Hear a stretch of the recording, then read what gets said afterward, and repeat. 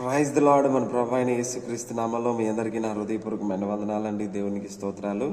ఈ సమయంలో మన సామెతల గ్రంథం 16వ అధ్యాయం 2వ వచనాన్ని కొద్దిసేపు ధ్యానించుకుందాం. అందులో ఏముందంటే, ఒకని నడతలన్నీ వాని దృష్టికి నిర్దోషముగా కనబడును, యెహోవా ఆత్మలను పరిశోధించును అని రాయబడింది. నిజమే, మనం ప్రవర్తించేటువంటి ప్రతి ప్రవర్తనే మన యొక్క నడతలు. మన నడతలన్నీ కలిపితే మన ప్రవర్తన, మనం నడిచేటువంటి ఈ నడతలు, మనం చేసేటువంటి ఈ చేష్టలు, మనం చేసేటువంటి ఈ పనులన్నీ కూడా మన దృష్టికి ఎలా అనిపిస్తాయి అంటే న్యాయంగానే సరైనవిగానే అనిపిస్తాయి.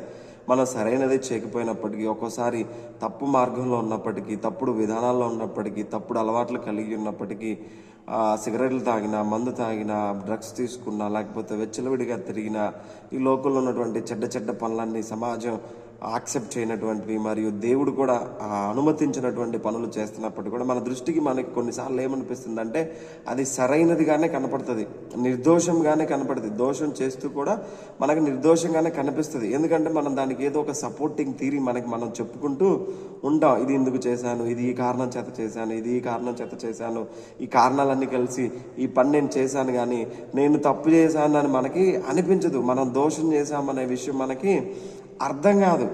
అయితే దేవుడు ఏం చేస్తానంటున్నాడంటే, దేవుడు ఆత్మలను పరిశీలిస్తానంటున్నాడు, పరిశోధిస్తానంటున్నాడు. పరిశోధించడం అంటే ఒక భూతద్దం వేసి ఎక్కడెక్కడ ఏముంది, నీ మనసులో ఏముంది, నీ ఆత్మలో ఏముంది, నీ అంతరంగంలో ఎలాంటి క్రియలు నీ అంతరంగంలో ఉన్నాయని దేవుడు ప్రతి చిన్న విషయాన్ని కూడా భూతద్దం వేసి వెతుకుతా అంటున్నాడు, పరిశోధిస్తా అంటున్నాడు. ఆయన ఎలా పరిశోధిస్తాడో మనకి తెలియదు, కానీ మన అంతరంగం మొత్తాన్ని కూడా ఆయన తెలుసుకుంటానని చెప్తున్నాడు.